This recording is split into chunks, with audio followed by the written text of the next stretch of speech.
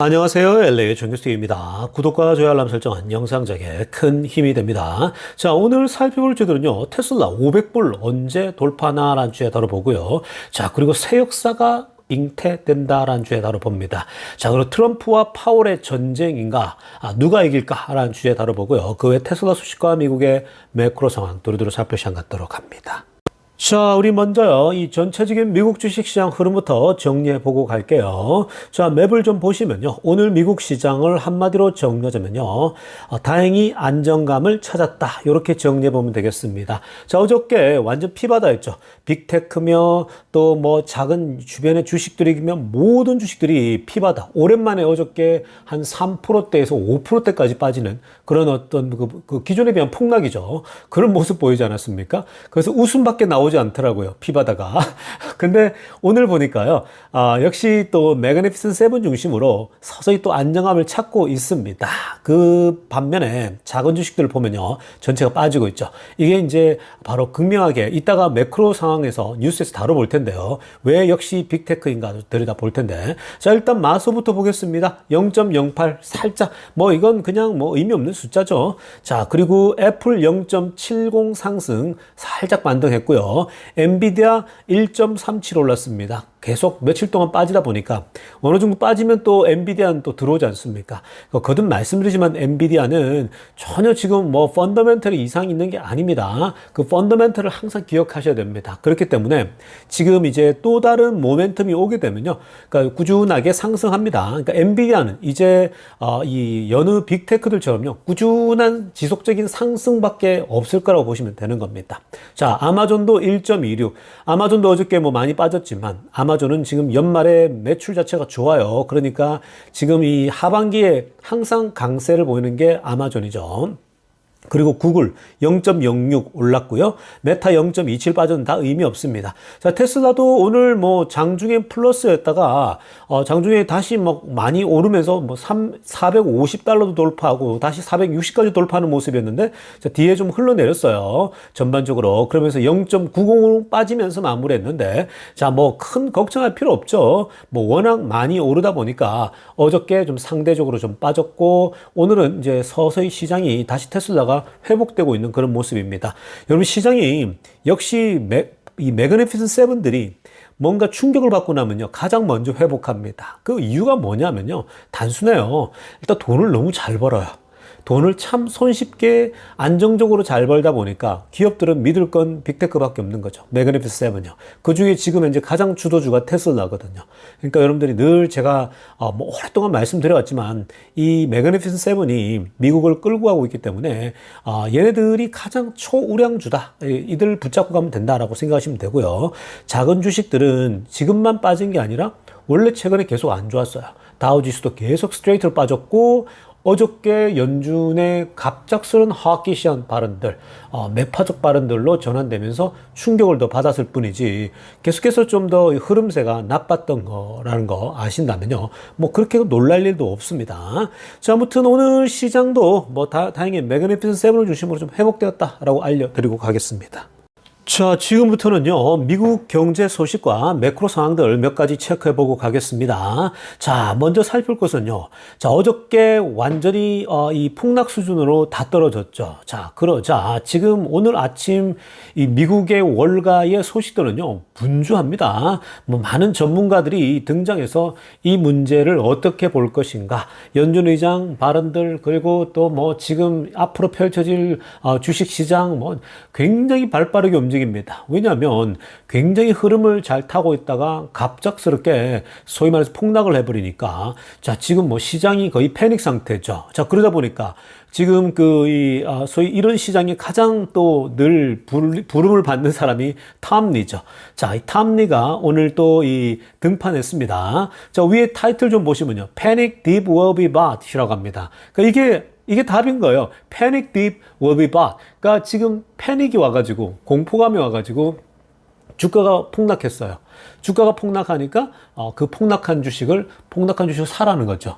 지금은 사야 될 거다라고 얘기를 하고 있거든요. 구체적으로 핑크빛으로 한번 보세요. Bottom line. 자, This is a by the deep moment라고 합니다. 자, 이게 핵심이죠. By the deep moment 뭡니까? 그냥 by the deep이에요. 그러니까 폭락했을 때 더 줍줍하라. 떨어졌을 때에 더 사모으라. 제가 늘 하는 얘기죠. 테슬라 떨어지면 더 사모으라. 떨어질 때 사모으라. 계속 그러지 않습니까? 그러니까 여러분들 이미 그런 거 실행한 사람도 있고 또 어떤 분들은 그렇게 얘기하면 이런 얘기 하죠. 떨어지는데 더 떨어지면 어떡하냐? 내가 지금 5% 떨어져 샀는데 만약에 10% 더 떨어지면 어떡하냐? 그러면 좀 더 사면 되는 거죠. 물론 또 그렇게 얘기하면 돈이 뭐 무한정 있냐 이렇게 또 얘기하는 사람 있지 않습니까? 그러면 그냥 buy and hold 하면 되는 거예요. 그냥 buy and hold 하시면 돼요. 그거 뭐 5% 떨어졌다가 또 10% 추가적으로 떨어졌다고 무한정 떨어지지 않아요. 결국은 이 전체적인 시장을 놓고 봤을 때는 지금 현재는 buy the deep moment라는 것이 탐리의 판단이고 제 개인적인 판단이고 모두의 판단입니다. 지금 대부분의 사람들이요. 왜냐? 지금 기본적으로 맨 아래쪽에 보세요. Fundamentals didn't change라고 합니다. 그 초록색으로 하려는 거. The fundamentals didn't change. 지금 펀더멘털이 바뀐 게 하나도 없다라는 거예요. 이전하고 이후하고 하나도 바뀐 게 없는 거예요. 사실 그 최근에 어떤 흐름 자체는 테슬라 중심으로 돌아갔잖아요. 소위 말해서 이 트럼프 수혜주로서요. 그리고 빅테크들 중심으로 좋았단 말이죠. 지금 바뀐 게 하나도 없어요. 기껏해 어제 연준 의장 나와가지고 그냥 몇 마디 던진 건데 연준 의장 말에 너무 지나치게 과민 반응할 필요 없습니다. 연준 의장은 연준 의장이 해야 될 일을 얘기했을 뿐이에요. 어차피 대통령은 이제 트럼프가 주도해서 갈 그런 시장이 됩니다. 앞으로 최소 2년 동안은요, 무조건 그렇게 갑니다. 중간 선거 있기 전까지는요. 그러니까 펀더멘털이 하나도 안 바뀌었는데 연준 의장 나와서 그렇게 던지는 거, 그리고 내년에 2번 금리 내려간다? 이런 부분도 가봐야 돼요. 가봐야 되고, 지금 현재 상황에서 트럼프를 계산을 했을 때, 예상했을 때 그럴 수 있겠다라고 지금 던진 건데, 시장은 항상 과민 반응하죠. 자, 그러면서도 뭐라고 하냐. 파란색으로 하려다가 보세요. More like a back up the truck이라고 합니다. 자, 이건요, by the deep보다 더 강한 메시지죠.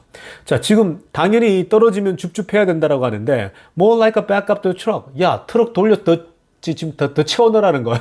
그러니까 지금 이렇게 떨어졌을 때에 주워 모아야 된다 이 얘기를 하는 겁니다. Back up the truck이라는 거죠. 그러니까 야, 트럭 빨리 갖고 더 담어 이 얘기거든요. 그러니까 여러분들이 지금 이런 딥은요 정말 잘 온 거예요. 왜냐하면 조정을 기다렸잖아요. 다들 조정을 기다렸거든요.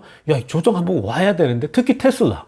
어저께 유명한 우리 교수 한 분도 나와서 테슬라를 직접 예를 들었거든요. 이렇게 지금 미친 상승하는 경우는 너무 지금 하이프 됐다라는 거죠.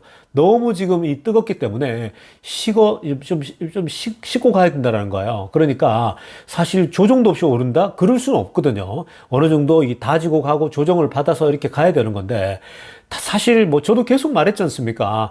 야, 이거 너무 조정 없이 오르는데 이러면서 조정이 와야 되는데 왜 조정이 안 올까? 왜냐면 더 담을 수 있는 기회잖아요. 그러니까 결국은 지금 탐리가 얘기하는 것처럼요. 지금 more like a back up the truck. 여러분들 다시 차 돌려가지고 담아야 되는 거예요. 여러분들도.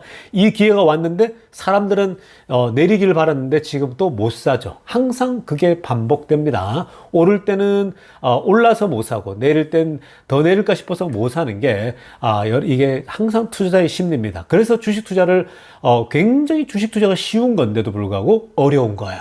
제가 항상 말씀드리죠. 장기 투자 항상 쉬운 건데 항상 어려워요. 그게 이 돈 버는 사람에 있어서 제가 그래서 주말마다 주식 철학에 대해서 가르쳐 주잖아요. 그 철학들이 다 이런 걸 다 담고 있는 것들입니다. 그러니까 이 주식이라고 하는 건 원래 철학을 갖고 임해야 되는 거예요. 철학이 있는 사람들이, 제가 인문학적 소질이 있는 사람들이 결국 큰 돈을 번다라고 말씀드렸죠. 숫자를 예민하게 반응하고 회계학 전공하고 수학 전공하고 공학 전공한 사람들은요, 오히려 이런 부분에서 굉장히 조바심을 냅니다. 그래서 숫자만 보다 보니까 막 벌벌 떨죠. 갑자기 폭락하거나 이랬을 때요. 근데 인문학한 사람들은요, 인간의 어떤 그 심리, 인간의 어떤 인류 역사를 보다 보니까 긴 어떤 지평을 놓고 보지 않습니까? 그래서 여러분들이 투자를 하지만 인문학적 소양들을 갖추는 거, 그 독서도 좀 많이 하면 좋겠다는 생각이 듭니다. 자, 이어서 살펴볼 소식은요, 러시아 소식입니다. 자, 푸틴이 자, 어찌 보면 그 최근에 아니면 최근 한 몇십 년 사이에 처음으로 러시아의 인플레이션에 대해서 직접 언급을 했습니다. 자, 푸틴이 대통령이잖아요. 이런 거 인정하기 쉽지 않거든요. 근데 오늘 이 러시아의 그 시민들과 국민들과 Q&A 질문하는 그 시간 속에서요. 자, 인플레이션에 대해서 지금 러시아가 인플레이션이 심하거든요. 그 지금 그 러시아의 인플레이션에 대해서 alarming signal이다. 그 지금 현재 우리가 이거 주목해야 되는데 조금 경고 신호가 잡히고 있다. 이 얘기를 하는 거거든요. 경고 신호 수준이 아니라 지금 물가 압박이 되게 심해요. 어떤 것들은 더 굉장히 더 심한 것들 많거든요. 이게 여러분 과거에 이런 말씀 많이 드리지 않았습니까? 전쟁 터졌을 때에 러시아가 경제적 압박을 받을 것이다라고 했는데 그게 처음에 나타나려다가 갑자기 돈으로 다 발라버리죠. 그러면서 러시아가 아무것도 없는 일 것처럼 우리는 껐떡 없어 하면서 그런 모습 보이지 않았습니까? 그러면서 이제 뭐 태어난 척 했는데 근데 여러분 그건요 전쟁을 치르고서 어떤 나라건 인플레가 안 오는 나라는 없어요. 그거는 여러분 특히 러시아 같은 경우는 지금 이제 이 서방 세계의 제재를 받고 있잖아요. 그러니까 이건요 불보듯 뻔한 겁니다. 그동안은 뭐 기름 팔아서 뭐 돈으로 다 바르고 그랬지만 이제 이게 숨길 때 수가 없어요. 너무 오래 길어지면요. 전쟁이 길어지잖아요. 지금까지 왕조들은 지금까지 역대급 왕조들 그게 로마 왕족은 뭐 지금 그게 뭐 어떤 왕족은 간에요. 전쟁이 깊어지면은 경제적 타격은 어마어마하게 입습니다. 그러면서 망합니다. 자, 이렇게 지금 러시아가 전쟁이 길어지니까 예상보다 길어지니까 인플레이션이 굉장히 심해지죠. 이게 나중에 걷잡을 수 없이 번지면요. 좀 소위 말 푸틴 정권 자체도 흔들릴 수 있는 거거든요. 근데 푸틴은 뭐 강한 철권 통치를 하고 있지 않습니까? 자, 그러면서 경제도 오버히팅이 됐다라고 얘기를 하고 있는데 자, 지금 보시면요. 아래쪽에 파란색으로 하려면 보시면 일단 러시아 정부가 소프트 랜딩을 목표로 하고 있다고 합니다. 경제의 소프트 랜딩을 만들어내는 게 우리의 임무다. 그래서 무너지지 않게끔 이 소프트 랜딩 하겠다라는 거거든요. 자, 그리고 지금 뭐 당연히 전반적으로 performing well overall 전반적으로 우리 잘 관리를 하고 있다라고 얘기를 했고요. 그리고 성장률도 올해 3.9에서 4% 정도 성장을 예상한다라고 했습니다. 이 정도면 굉장히 높게 성장하는 거죠. 뭐 거의 중국 수준이잖아요. 근데 푸틴은 어차피 지금 현재 국민들 앞에서 이런 얘기를 해야 돼요. 우리나라가 성장하고 있고 3, 4% 그리고 전반적으로 괜찮고 소프트 랜딩 할 것 같다. 미국이 하듯이 하지만 물가의 압박이랄지 지금 이 소위 말해서 제재 받으면서 무너지는 구석이 한두 개가 아니거든요. 신음하고 고통받는 게 있단 말이죠. 여러분 이게 지금 무엇을 뜻하냐면요. 러시아가 인플레 압박을 계속 받는다. 인플레가 한 번 번지게 되면요. 어마어마하게 번지겠죠. 그 러시아 사람들, 시민들이 고통을 받게 되는 건데. 자, 근데 결국 이건 무슨 말이냐면요. 푸틴이 이렇게 얘기를 한다라고 하는 건 지금 빨리 이 전쟁을 종결하고 싶은 거야.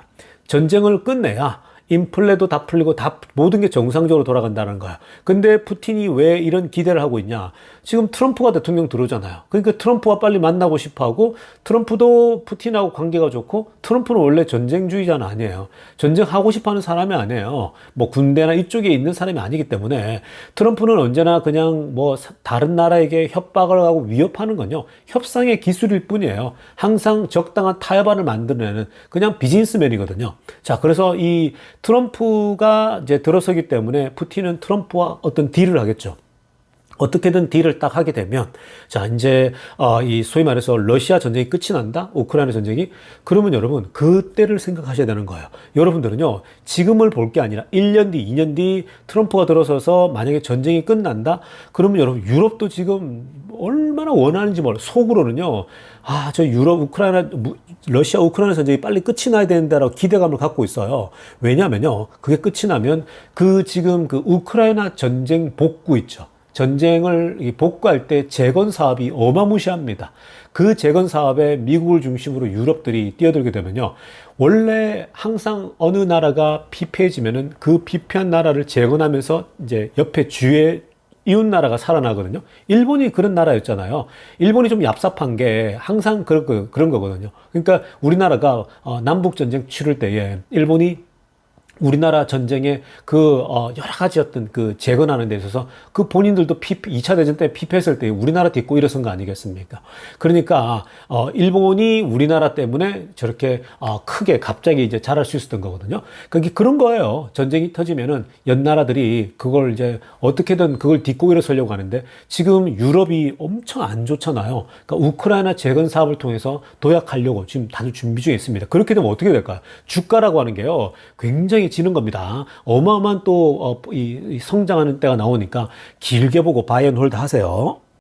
자, 지금부터는요, 테슬라 소식 집중적으로 들여다보겠습니다. 자, 가장 먼저 살펴볼 소식은요. 자, 최근에 테슬라의 목표 주가가 기관들이 너도나도 올리고 있는데요. 자, 지금 최근에 그 12월 달에 상당수의 기관들이 적극적으로 지금 움직이고 있는 중입니다. 자, 그래서 우리가 전반적인 지금 테슬라의 목표 주가를 좀 보게 되면요. 자, 지금 이게 다 나온 것도 아닙니다. 그러니까 일단 나온 것들, 최근에 입장을 바꿨던 기업들을 중심으로 좀 보면요. 자, 일단 가장 최고치로 바꾼 회사가 CFRA거든요. 제가 얼마 전에 보여드렸죠. 자, CFRA가 12월 17일 날이죠. 이틀 전에 450달러에서 560달러까지 올려놨습니다. 자, 이게 지금 현재 가장 높은 숫자입니다. 560이요. 근데 450이라는 숫자를 바꾼 것도 열흘 전이라고 그랬죠. 대략 그때 9일 만에 다시 560을 올린 거예요. 그러니까 굉장히 허겁지겁 또 올렸다라고 보면 되겠죠. 그리고 그 다음에 2등 그룹이 뭐냐면 두 개가 있습니다. 초록색으로 하려면 웻부시 데나이브즈죠. 그리고 미주오입니다. 그 웻부시와 미주오가 515달러를 제시했습니다. 자, 이것도 굉장히 높은 소위 말해서 목표 주가죠. 자, 그 다음에 3위 그룹이 472달러, 이 푸본이라는 회사인데 472가 나왔고요. 그리고 뭐 400달러, 411달러, 400달러 이상도 지금 벌써 3개 이상이 존재합니다. 그리고 나머지 두 개가 370, 365인데 자, 지금 이들이 날짜를 보면요. 전부 다 12월 17일, 12월 5일 가장 지금 이런 게 12월 9일이니까 거의 12월 10일 이후부터 열흘 전부터 최근에 며칠 사이에 다 올랐다고 보면 됩니다. 자, 그래서 지금 월가가 테슬라의 목표 주가를 올리는데요. 정말 바쁜데 지금 현재 여기 나온 거, 최근에 올린 것만 놓고 보더라도 최소 500달러 정도는 충분히 지금 현재 이 목표 주가 평균치가 나온다라는 거예요. 한 470, 80, 470에서 500달러 사이는 충분히 가능한 지금 현재 숫자고요. 자, 그리고 지금 이제 그 앞으로 추가적으로도 또 다른 기관들이 많이 올릴 겁니다. 여기 지금 안 나와 있는 기관들도 많거든요. 기관들이 목표 주가를 다 이제 올릴 수밖에 없는 거고요. 그리고 중요한 것은요, 로보택시에 대해서 제대로 된 밸류에이션을 준 기관들이 없어요. 그러니까 제가 오른쪽에 오렌지 컬러를 하였지만 이 most of them don't have meaningful valuation on 로보택시라는 거죠. 로보택시에 대해서 제대로 이 밸류에이션을 맞추고 한 회사는 없어요. 그 회사는요, 여러분들이 돈나무 누나 걸 보면 됩니다. 그러니까 캐티우드가 분석한 거 있죠. 그쪽 자료를 좀 참고하면 되고요. 그리고 옵티머스는 당연하고요. 언감생심이죠. 옵티머스는요, 아직까지 평가할 수 있는 지금 수준이 아니거든요. 근데 이것도 갑자기 또 터져 나오다 보니까 이건 뭐 사실 옵티머스 자체만으로도 이 시가총액이 뭐 10 트릴리언, 뭐 20 트릴리언도 추가될 수 있는 그런 상황이거든요. 그러니까 지금 아직까지 테슬라에 대해서는 제대로 지금 현재 평가하기에는요, 사실은 평가할 수가 없는 거예요. 왜냐, 본 적 없는 그런 일들을 계속 테슬라가 하다 보니까 이거는 구체화되면서 이 기관들도 보면서 이 바꿔 나갑니다. 수정해 나가거든요. 이러면서 계산을 해보면서 이건 미래에 이렇게 되겠는데 이렇게 더 커져가는 겁니다. 그러니까 최근에 기관들 변동을 보게 되면 제가 그런 거 많이 설명해 드렸잖아요.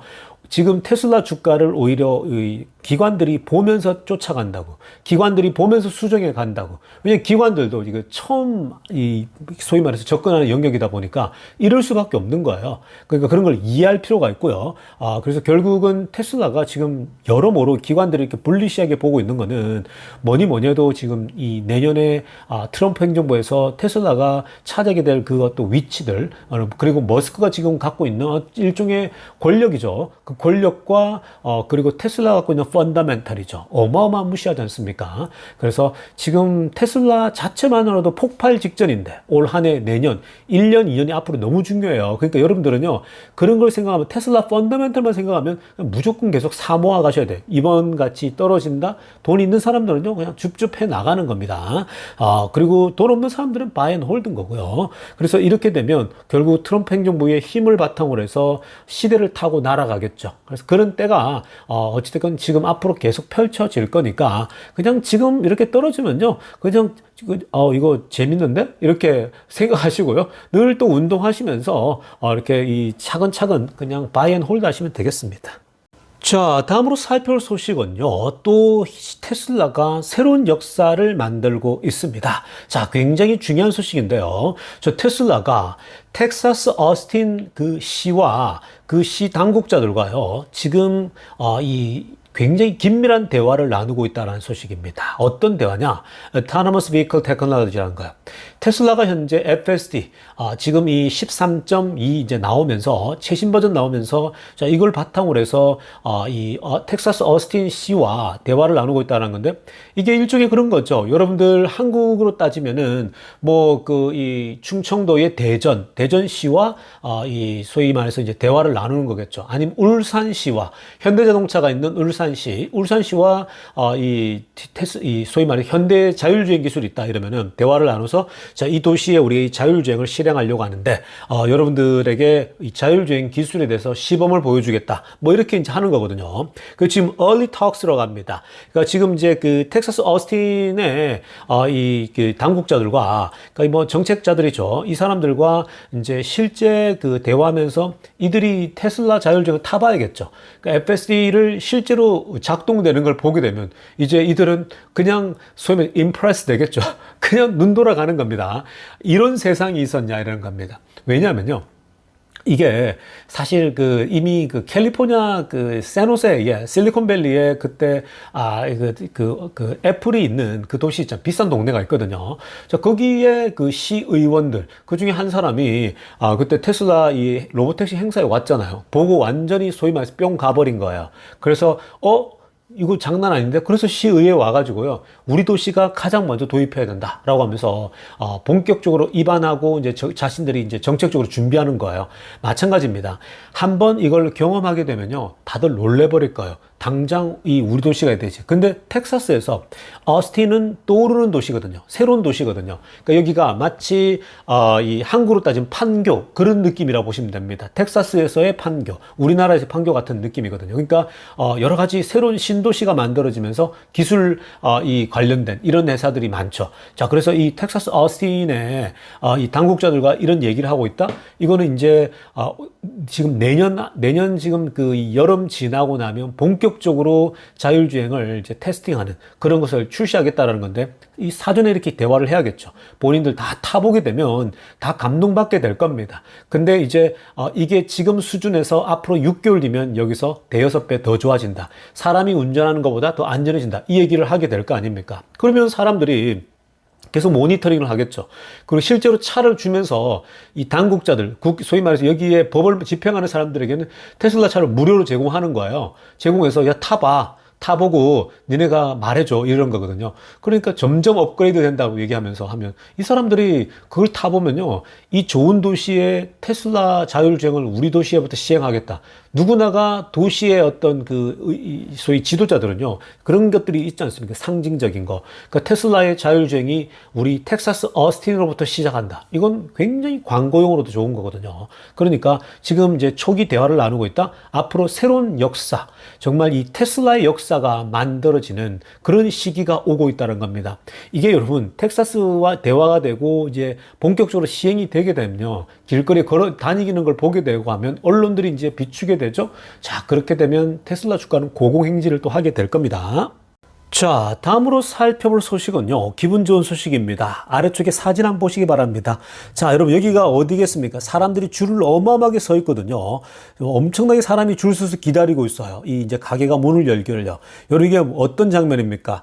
늘 보던 장면이죠. 어디서 봤습니까? 아이폰이죠. 이 아이폰이 뉴욕이나 첫 번째 이제 오픈할 때에 너도 나도 이 첫 번째 그 물건을 사기 위해서 줄 서서 기다리지 않습니까?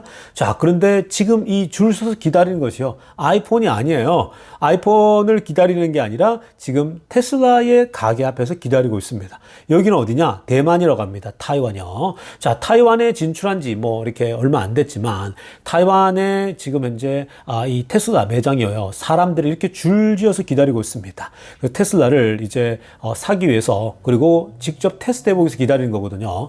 이걸 보니까 옛날 제가 하와이, 전에도 말씀드렸지만 2018년도, 19년도에 하와이 그 호놀룰루, 그 와이키키 뒷변 뒤에 그 쇼핑거리에서 제가 그 테슬라, 그때 쇼룸에 가서 테슬라를 직접 만져보고 작동해보면서 이 엄청난 회사가 되겠구나라고 판단하고 투자를 이제 결심하는 그런 계기가 됐는데, 자, 지금 이런 거죠. 그런 것처럼 사람들이 줄 서서 보면서 테슬라를 보게 되면요, 사람들이 반하겠죠. 그러니까 대만 사람들, 물론 여러분, 대만이 큰 시장은 아니에요. 인구도 뭐 우리나라보다 절반밖에 안 되잖아요. 그러니까 원래 대만이 작은 시장인데도 불구하고 그 작은 시장으로 무시하면 안 돼요. 이런 시장을 10개, 뭐 몇 개씩 돌파해버리면 뭐 말레이시아도 있고 주변에 많잖아요. 태국도 지금 하고 있고 이런 나라들의 이제 이 소위 말해서 이렇게 인기를 끌게 되면요. 결국은 이 어마어마한 또 파급 효과를 미치는 거거든요. 실제로 지금 대만에서는요. 테슬라가 이 1위입니다.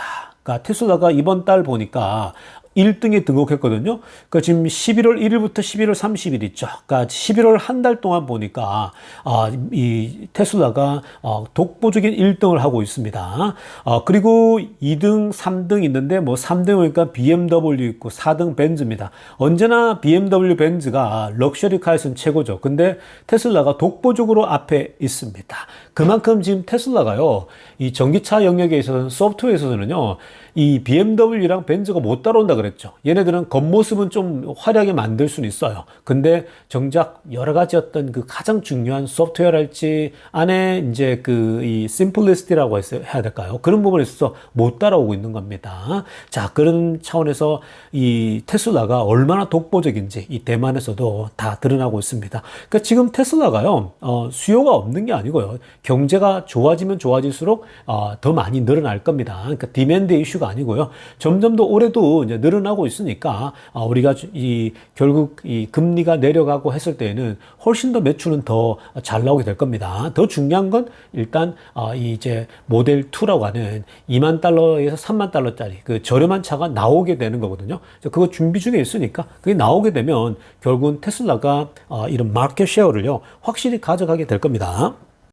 자, 이어서 살펴볼 소식은요, 테슬라 경쟁사들 살펴봅니다. 자, 테슬라 지금 내연기관차들, 테슬라에 맞서고 있는 이 내연기관차들 전부 다 어려움을 겪고 있다고 말씀드렸죠.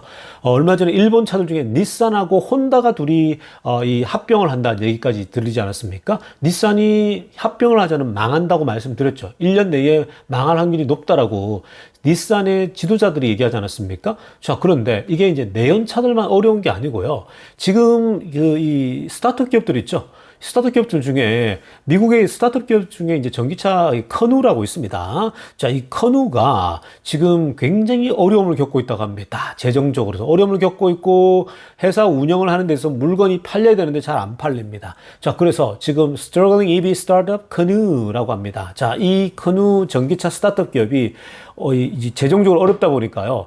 지금 직원들도 얼마 되지도 않죠. 근데 82명의 직원들에게 임금도 없이 일단은 정직을 한다. 그러니까 소위 말해서 그냥 자르는 거나 마찬가지인데, 지금 잠시 어려우니까, 야, 니네 우리 나중에 다시 돈 되면 잘 되면 부를게 이렇게 하는데, 보통 이렇게 다시 고용 잘 안 됩니다. 자, 아무튼 간에 82명 직원들을, 해고한 거나 다름없고요. 자, 그리고 오클라호마에 있는 공장도 지금 만만치가 않아요.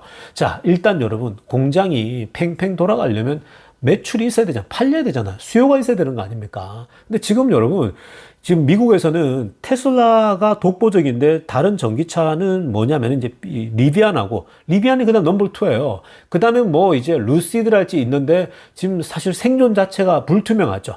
그러니까 지금 그런 회사들입니다. 그래서 오클라호마의 공장도 수요가 안 되니까 당연히 힘든 거고요. 그래서 지금 현재 생존하려면 서바이벌하려면은 다시 또 이 캐피럴이 필요하다고 합니다. 그러니까 이 다시 이제 돈을 이제 이 모금을 하겠죠. 그렇지 않으면 버티기 지금 힘든 그런 상황이라고 합니다.